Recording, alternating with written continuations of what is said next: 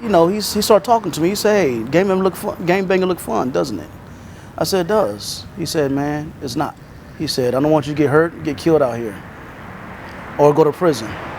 He said, "This ain't for you." He said, "You need to go to school, play some type of sports, get education, and be better than this." So I said, "Well, why are you doing it?" He said, "Because I had nobody else to tell me what I'm telling you."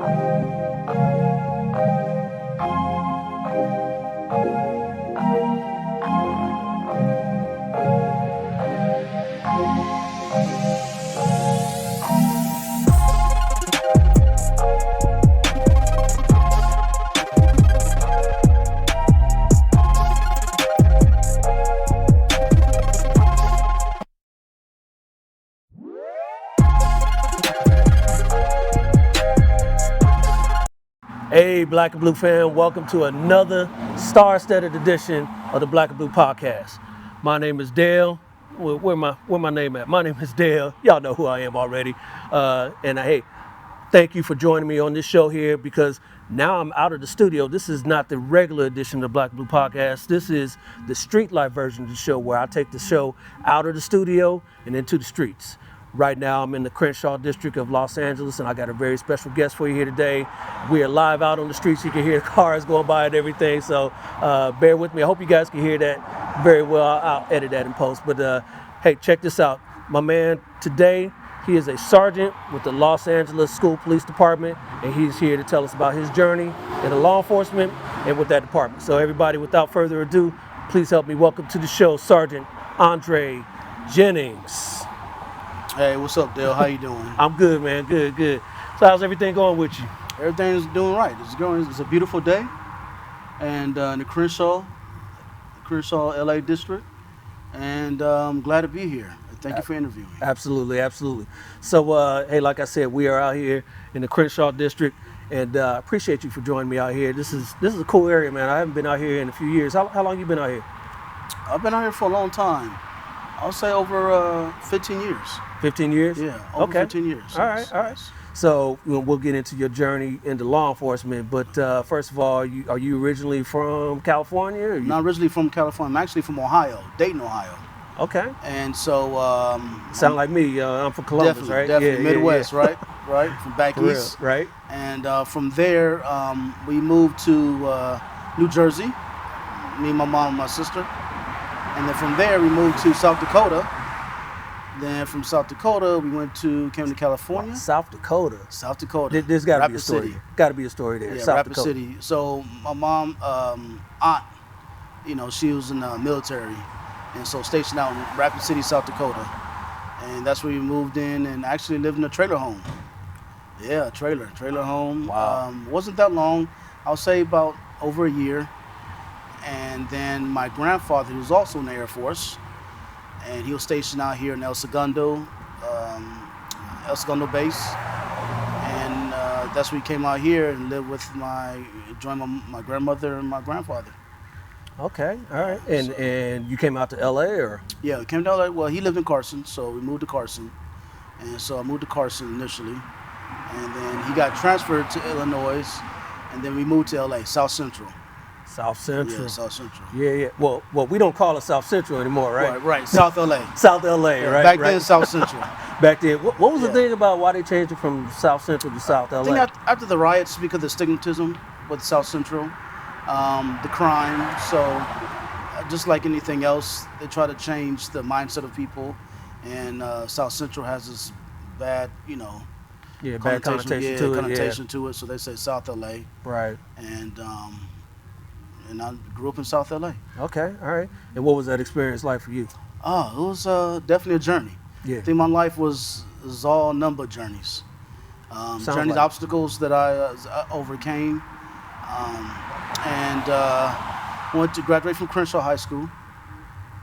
But before then, I lived east of the 110 freeway, and so east of the 110 freeway is a little different from the west of the 110 freeway. So east, I would say that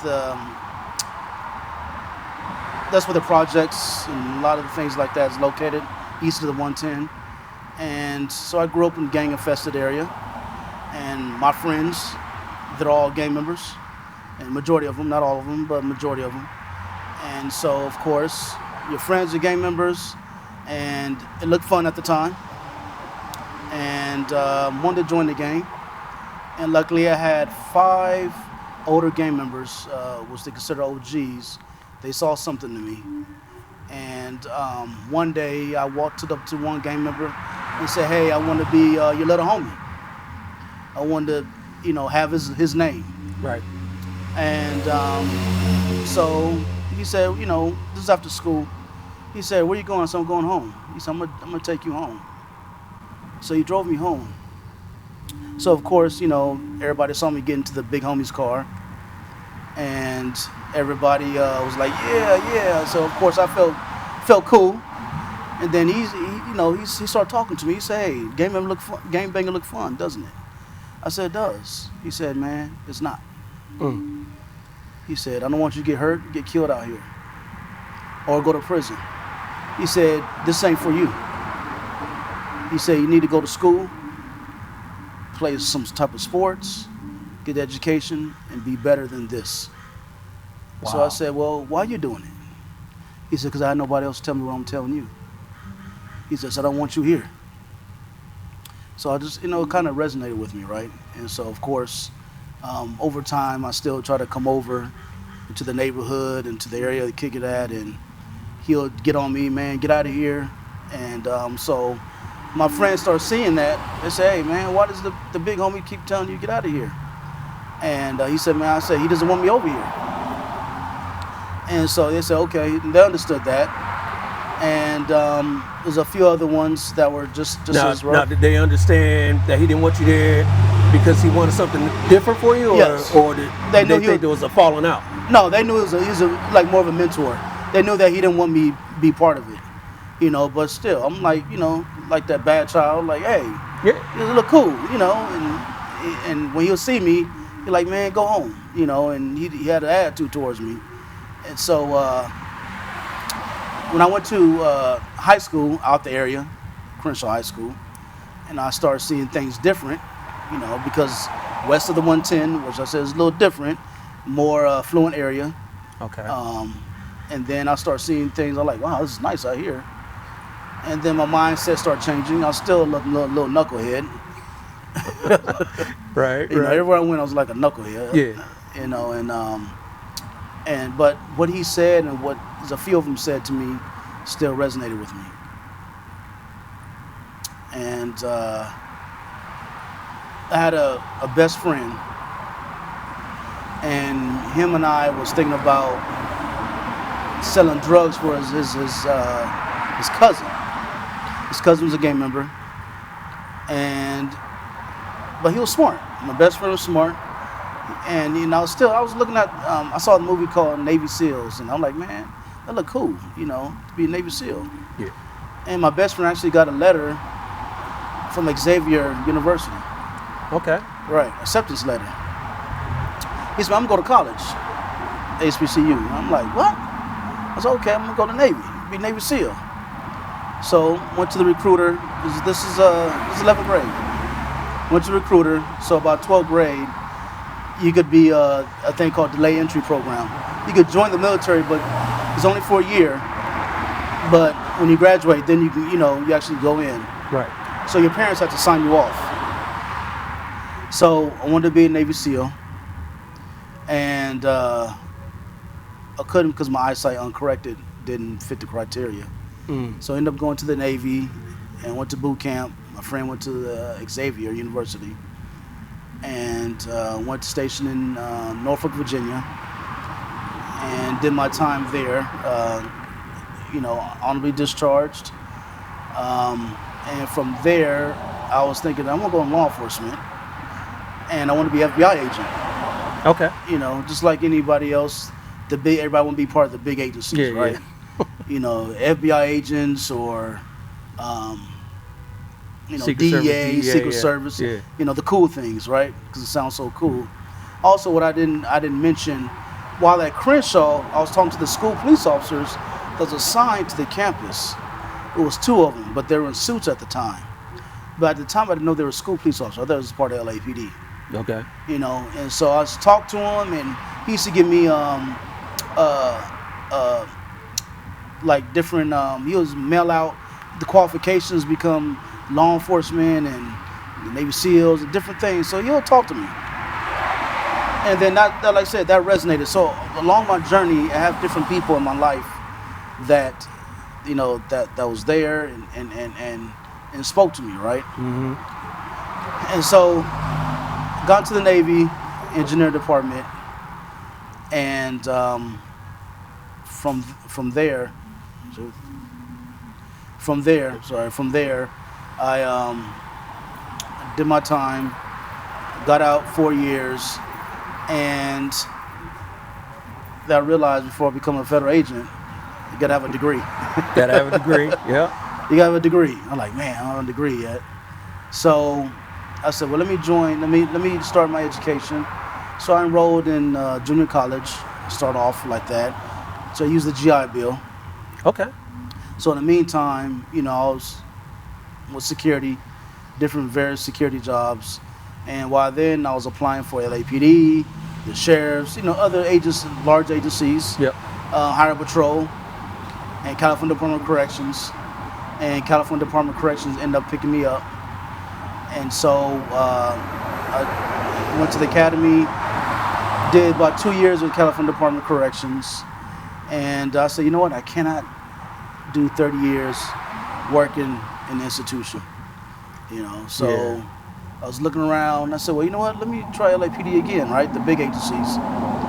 And then I saw LA School Police. I said, well, let me talk to some people and join LA School Police, you know, and here I am, 22 years later. All right. So, what kind of interests you in the LA School Police? What interests me in school piqued your police interest is the students. You know, I thought it was different. What you know was funny was that when I had the chief interview before I got hired, he asked me about a degree. He said, "Hey, do you have a degree?" And I said, "No." He said, "I want you to get the degree." He said, "Tell me what you're doing in corrections." So of course I gave him the big things. I was in the riots, you know, stabbings. I was in maximum security, all that stuff, right? Thinking that I was gonna press him. And he said, "Well, how I know you're not gonna do that and hurt my kids?" So it made me think. Yeah. Now I had to, of course, convince him my mindset wasn't like that. And so he said, "Hey, I want you to get the education." So that was another thing that encouraged me, the education. So so education's still back in my mind. I got to get the education, you know. And my grandfather was a full-bird colonel, you know, was an officer in the Air Force. You know, my uncle, you know, went to West Point. My mom and dad, they both have degrees, bachelors. My sister, I said, I got to get my education. All right. So my journey was definitely go to school and become a law enforcement officer. And so I got to school police. And because of the students, I want to be a mentor to them. And you know, I know that when I was on the campus of Crenshaw High School, I had that one school police officer, Mm-hmm. you know, talk to me. You know, even though I'm still a knucklehead, he still spoke to me. And I said, you know what? I know what I came from, and I definitely want to speak to the youth in the inner city and be that mentor, be an example. Say, hey, man, you know what? You know, pull them back. You need to slow down. You need to stop. So I Right. think mentorship is definitely something big. Yeah. You know, being like the big homie was for you, first Man, of all, absolutely. way Absolutely. back then, and then Absolutely. yeah, absolutely. Absolutely. Did you ever make it back to Crenshaw High? Yeah, actually, that's one of my areas I was supervising now. Crenshaw High School. Okay. The officers that, Prince High School. So What's that experience like going back to the old stomping grounds? It was bittersweet. You know, like How's I that? said, when I see the students or the, especially the young men, and sometimes, you see the ones that's going off to the side. I'm like, that used to be me. I was doing that. I said, man, I was a knucklehead. I was like, man, I was really annoying. You Right. know. Well, we all like that. Young men, but and I had the young kids. So I had the patience. I had the patience. I was Right. so close of no telling what would happen to me if I actually joined that game. To be that crip. And I was so close of doing it that God, I got to put God in it. God saved me through a lot of things that I put, that I went through. And so I got to thank him first and foremost, and I should have done that in the beginning. I thank God for saving me, and watch over me no matter what I did. And so I do that now to the young men. I'm big on that. I'm big on the young men because Excuse us, ladies and gentlemen. Like I said, we are live out here, adding to the ambiance of us being out here in the That's Prince right. Hall District. So, go ahead. I think we, the leaders of society, right? That's my opinion. I think that we are the gatekeepers, and so I try to target the young men, say, hey, try to steer them to the right direction, and that's anything that we do. I think mentorship, anything, any levels that we go through, careers, in life, we need some type of mentor, a positive person that could sit there and with their experience, and if they have to pull your coattail, they can pull your coattail. Say no, that's not the right way. That's not the right way to go. Right. Because sometimes we still go through different, leave to go to the, to the side, whatever. But and that's big in law enforcement. Law enforcement, I feel that each person should have a mentor to get through the channels of law enforcement, from trying to join law enforcement. Because a lot of times these young people, when they try to join, they're not knowing what is the expectation of what needs to have. Yes. So when they don't pass something or they don't qualify, they give up. But if they can get them, say, hey, especially when they're younger, you get them, you can't do this, don't do this, don't do this. Make sure your credit is good, stay out of trouble. Yeah. Things that, that could disqualify us in backgrounds. Graduate from school and pay attention so you can pass a written test to get in, interview, just different steps within just to get into the profession. Right. Now, were you a recruiter at any point? I was never a recruiter. Okay. Yeah. So but you were doing the recruiting on the back end. I was doing the recruiting in the back end. Yeah. Definitely. I'm more a person that just, I do things and I don't say nothing about it. I don't need the accolades and the praise. I just do it, and the things that the rewards is when somebody come back to me and said, thank you, Jennings. Thank you. Gotcha. And I had a lot of my students, when I was assigned to campuses, they're in law enforcement, and they said they used to look up to me on the campus, and they're like Beverly Hills PD, LAPD, so I'm so Santa Monica PD, so I'm so proud of them, when I see them out in the field, and they're like, Jennings, Jennings, even the gang members, they see me, they're older now, so they're like, Jennings, I'm doing this, I'm doing good, I'm doing this, I got this family, and I love to see that. That's my reward in my career as being a school police officer, is to be that mentor. You've been a mentor, then I know when I'm being a mentor. Even if I arrested this, the student at the time who was making these arrested the student, I'm not yelling at him, I'm not saying nothing to him. I'm trying to still encourage him to do better next time. Yep. That's my thing, to do better. So yeah, it definitely takes that type of mentality to work in the school alongside kids, because we all know as parents, Kids gonna do Definitely. bad at some point. They're not gonna do Definitely. right. It happens to all of us. So to be able to have that patience and be able to help them through it, that's the mentality you need, right? Right. Just like when I was a training officer, the department, I was FTO. Same thing with the younger officers. Yeah. I tell them, just keep your nose clean and, send them on the right direction so they know, because like I said, with any other job, with anything that you do, if you're not knowing what to do if you have a goal, but you don't know how to get to that goal, you need that mentor to help you guide you to get to that goal. You're going to be detectives, I say, talk to a detective, and hopefully a detective will take you under his or her wing and say, hey, this is what you need to do, this is what you need to do this and do that, the written test, this is on the written test, and when I took it, and just help them, help them out. I think we all should do that. Yeah, no doubt, no doubt.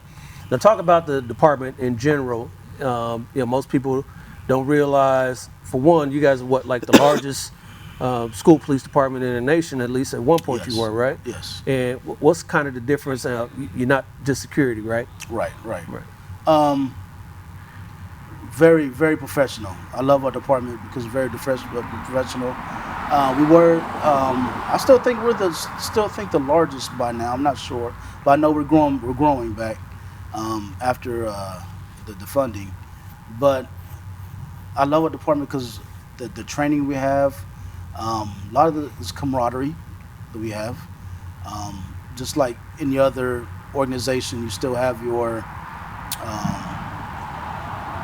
I guess you'll say your groups of people talking, but for the most part, I love it because I was able to get a lot of training. The training is definitely a big in our department. It's training, constant training. Also, our department allows you to have a family, Okay. and be a police officer. How's that? And that's because of the hours. The hours that we have, So it's not a 24-hour operation, or? not anymore. It used to be. Okay. So, but even though when it was a 24-hour operation, majority of our officers are in the daytime because the operation of the schools. Right. So more than likely you will have, unless you volunteer to go what we call off hours, you will be assigned there.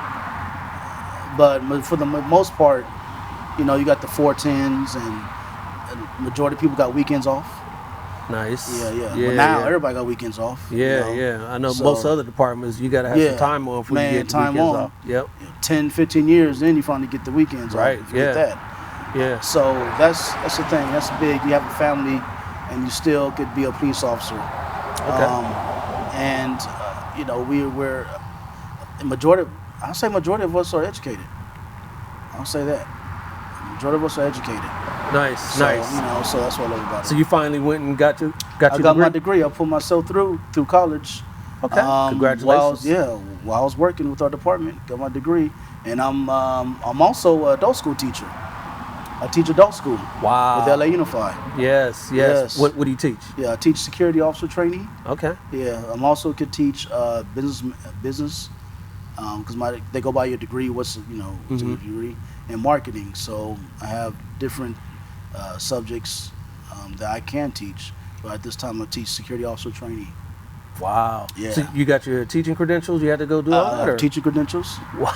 Yeah. So when you get out this job, you can go be a teacher, right? Exactly. In fact, when I'm teaching now, I'm earning credits towards, so I'm actually classified and I'm certificated. So I'm actually a teacher. So I get both worlds, part of UTLA. Right. Yeah. So now, that's a different world, though, being a totally teacher as different opposed world. to law enforcement, right? Man, when I turn it off, become a teacher, it's totally different. Yeah. Now, can you bring that law enforcement attitude into the classroom? I see we all see these videos of teachers getting talked back to, and politics in these schools nowadays, where teachers can't say nothing back, they can't do nothing back. I mean, well, luckily, because I have adults, young adults, in different ages, so I don't have that. Yeah. But if you were to go back into the schools, after you retire, and be a teacher, and then stick you in a middle school or something. I'd rather prefer the high school than middle school because they're still Right. growing. Yeah. You know, Yeah. middle school is very. That's the tween age. Yeah, where that's they an trying age. to figure it out. Yeah, and that's when I was really a knucklehead in the middle school. Yeah. You know, Bethune Middle School. So I would say I'd rather do high school. Okay. But as an adult, I actually have a student that remembered me when I was patrolling as a FTO in his area. He asked me, he said, "Hey, didn't you patrol my high school?" And he named the school. I said, "Yeah, I used to patrol the high school." He said, "I remember you." So now he's my student. And so I love to see that. You know, I love to see that. So, Nice. Now, what other kind of things can you guys do at the school police department? And there's obviously, traffic, right? Traffic's a big thing in and around the school. Yeah, traffic we call safe passage. Mm-hmm. And we also work with non-profit organizations that work with the high schools or the middle schools, safe passage, make sure that the students come to school in the morning safely. So we patrol the routes. Also during dismissal, do safe passage. Our department, we also detectives. So we're, full-time detectives.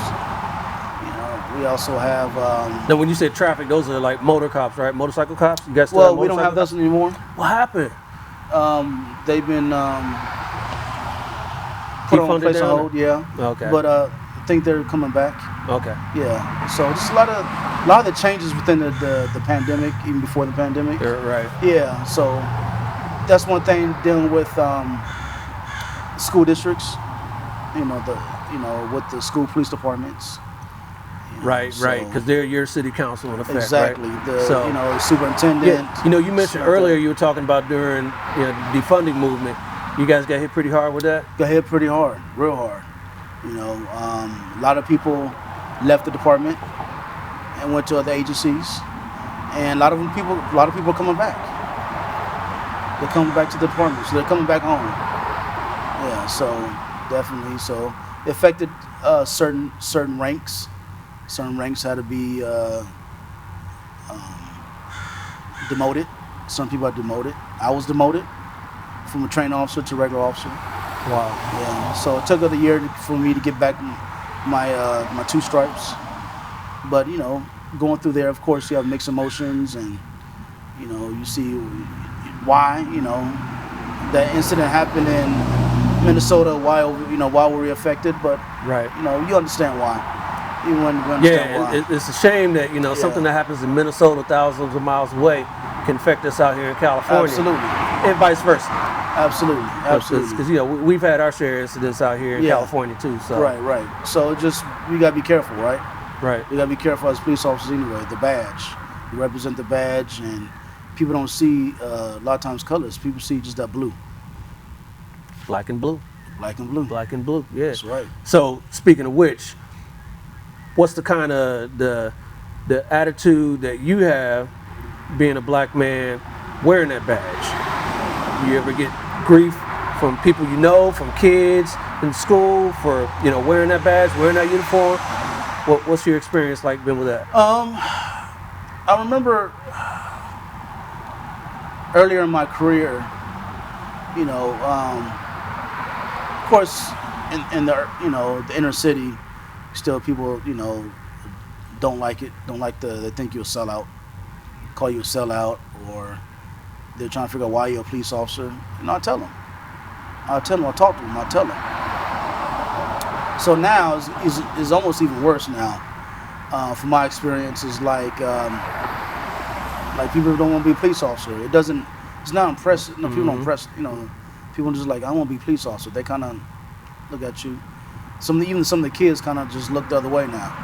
Right. Where before, the kids are like, hey, officer. Now it's kind of like, it's Right, not, yeah. they're like, we don't do that. Yeah. Definitely That in the high school. Yeah. Definitely in the high schools, yeah. Even, the middle school, was funny. Elementary school, you drive by, kids run across, the fence line, and officer, please, you wave. Yeah. Middle school, that's when they kind of like, in high school, you done. That's it. Yeah. But I still have people saying thank you, it's quietly. Thank you. Yeah. I think I call them the silent majority. Right. Right. Yeah. Yeah. I was an SRO out in my district for 4 years. I came out about a year ago, and I love that job. Right. I love mentoring, just like you were talking about mentoring youth. I was at a high school, and same exact thing. Right. Right. But I would always kick it with them and just chop it up with them and talk to them, and just building that relationship. Right. So now that when I was out of the school, either on patrol or detectives or what have you, and they see me on the street, hey Peter, what's going on? So that's I love that interaction with kids and that mentorship. I think with the new laws, the SBs that came through with law enforcement with the state, the Senate bills, state bill, it doesn't affect me as much because I feel that I wasn't trying to go out there and do too much. Right. Okay. I think that a lot of times it affects people that was out there hard charging all the time, just doing too much. I feel that, hey, I have nothing to hide. So it's easier for me to accept what came down, from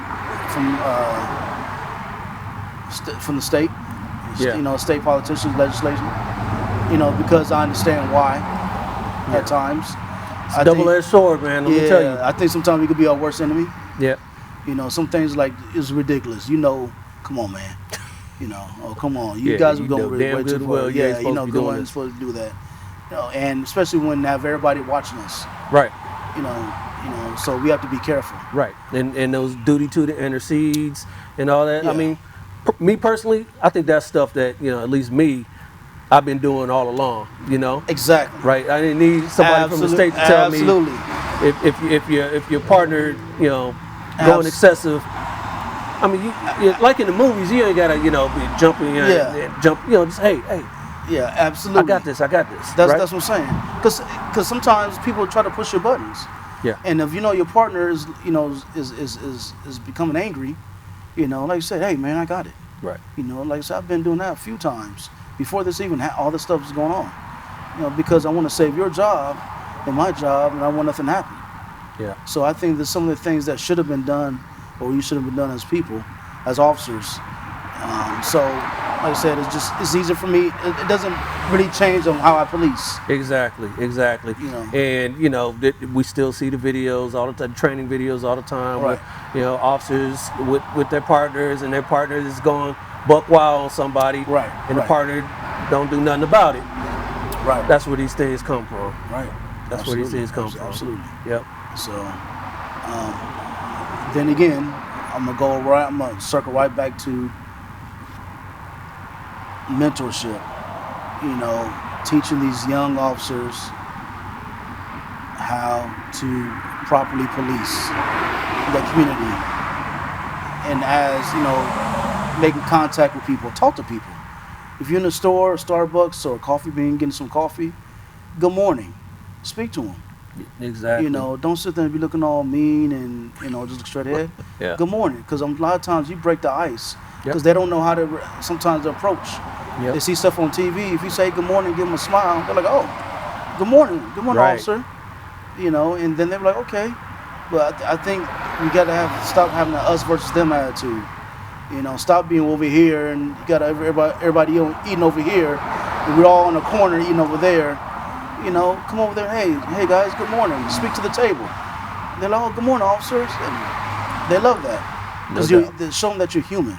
We are human. Yep. Human. That guardian mindset over the warrior mindset. There are times we got to be warriors, right? Of course, definitely. Of course, that comes with the job. Yeah, but right. 90% of the time, Right.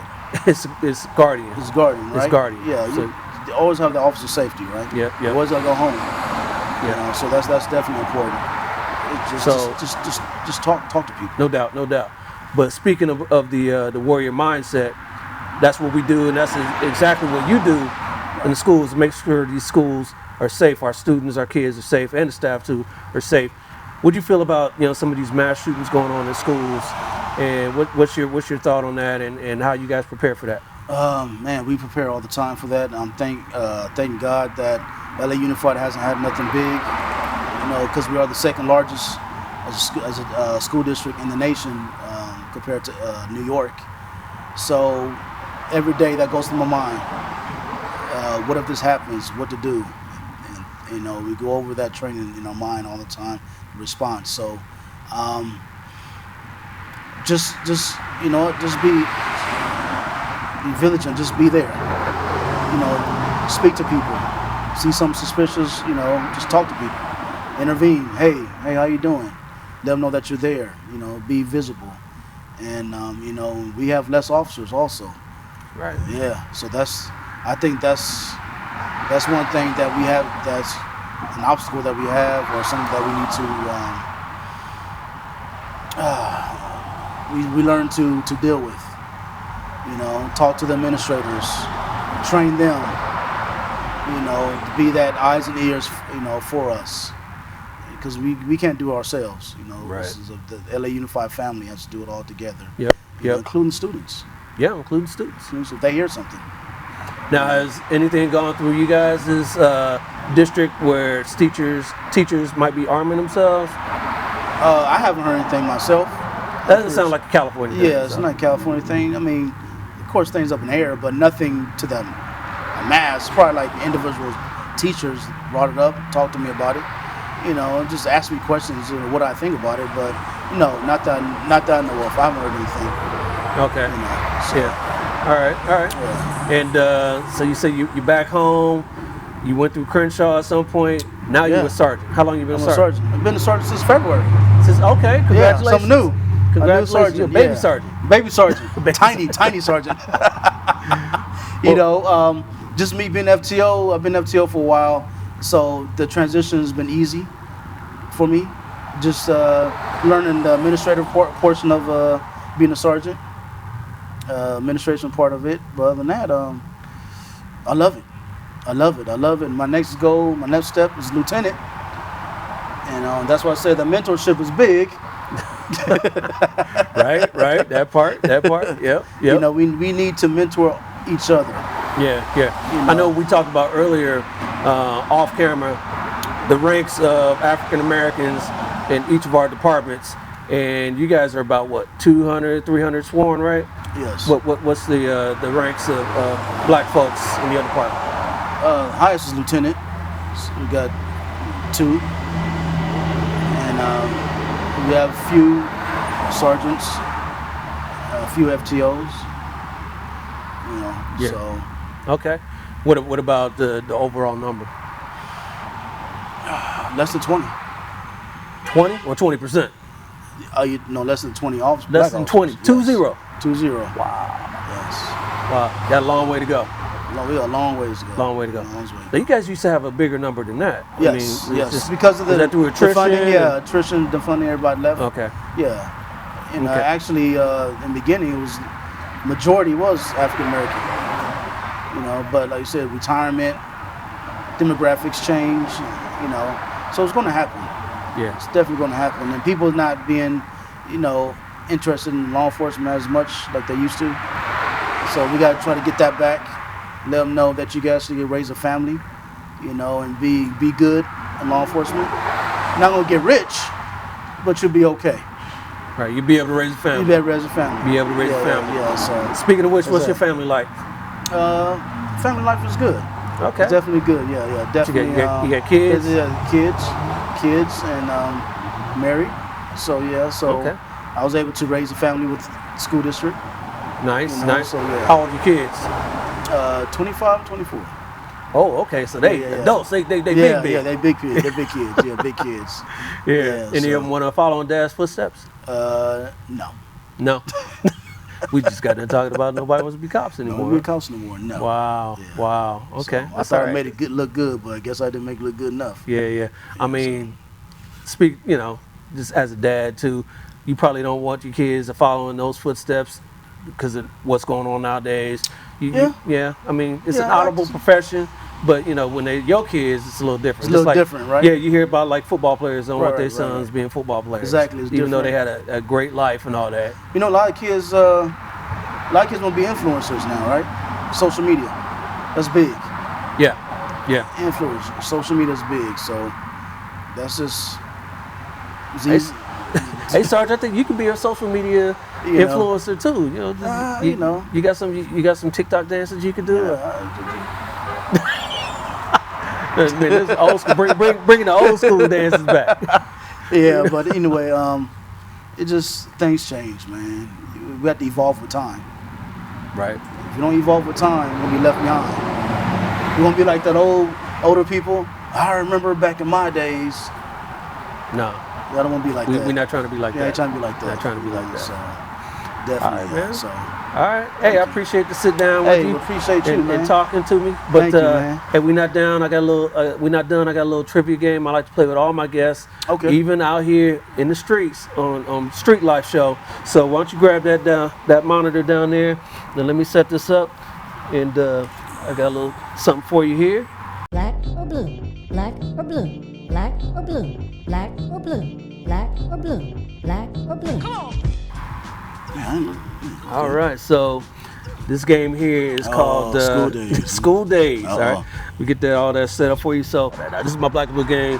School Days is your category today, and that means high school colors. I'm sure you've seen a lot of different high schools in your time working. And their football games, basketball games, or whatever. You've been to different campuses. You've seen other teams come through. So I'm going to give you a team or a school rather, and you tell me is a major color on their uniform or their school color. Is this school major color black or blue? Okay. All right. Pretty simple. Here's your first one here. Culver City High School. Oh wow. Culver City High School. What do you think there? Black or blue?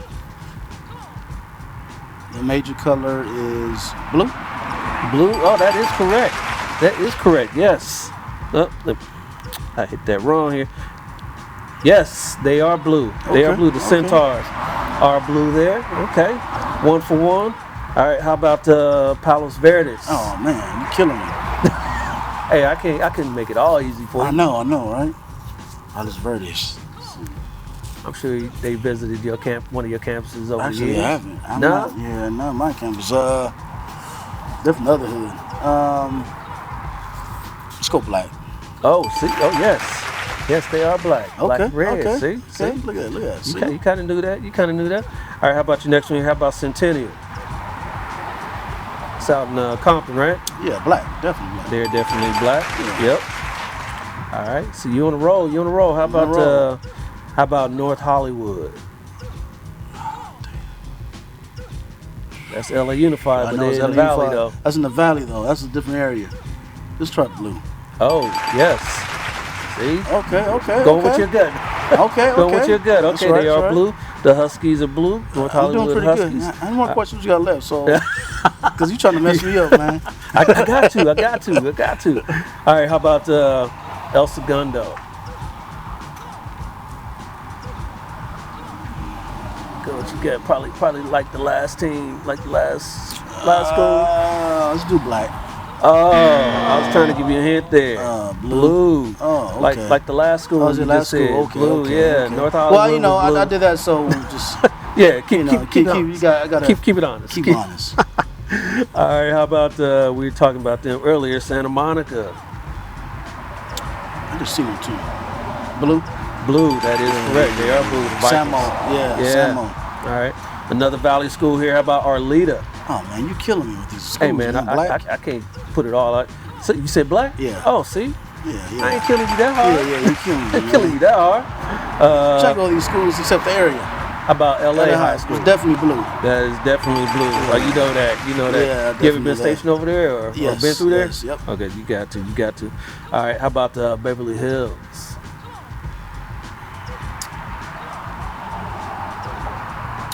Man, I just saw them too. Come on, make a decision, Sarge. Okay, black or blue? Did you say black? You did say black. Yeah, I did say black. Okay, good. Normally it's all black. All right. Couple more here for you. How about Belmont? Oh, Belmont is black. They are black. Yeah, black and green. And your last one here. How about Venice? Oh, blue. They are blue. Yeah. Yeah, man, you got them. We were stationed at I think you Venice. only missed one. Oh, you were stationed at Venice? Yeah. You better gotten that one right. Yeah, exactly. If you got more right than you got wrong, so we're going to call you the winner, man. I am the winner. You are the winner. I am the winner. You are the winner. Congratulations Thank on you, that. brother. You can put that down.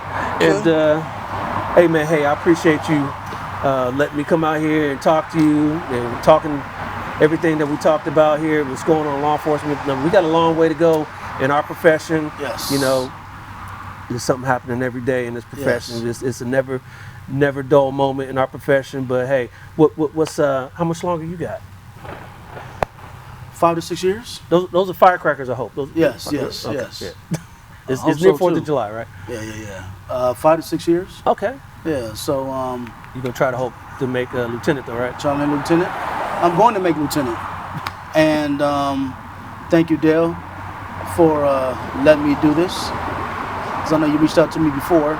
He reached out to me a long time ago, guys. And he still was humble enough to still interview me. So I thank you, Dale. Absolutely, I appreciate absolutely, you, man. absolutely. And how about some words of wisdom before we get you out of here, though? I just want to say, you know what? Achievement in every field of human endeavor. Hey, short and sweet. Short and to the and sweet. point. All right, brother. Hey, I appreciate you. Appreciate it, Thank man. you, man. All Thank right. you, man. All right. Cool. Wow, that was a great interview I just had with Sergeant Jennings from the LA Unified School District Police Department. Had a real good time interviewing, talking to you, brother. And hey, I appreciate your mentorship and what you're doing for the community as well. If you guys enjoyed this episode, hey, make sure you like, subscribe, and share this episode on YouTube and rate it 5 stars on any of the podcast platforms that I'm on. That would be Spotify. That would be what am I on? Man, I'm on all of them. So just rate it 5 stars on all of them. Apple Podcasts, all that. So hey, I will be back again. Hey, check me out on all the social media pages. I'm on Facebook, YouTube, Twitter, all that at Black and Blue US. So make sure you check me out. Until next time, my name is Dale, Black and Blue. This is the Black and Blue Street Life version. I'll talk to you. Peace.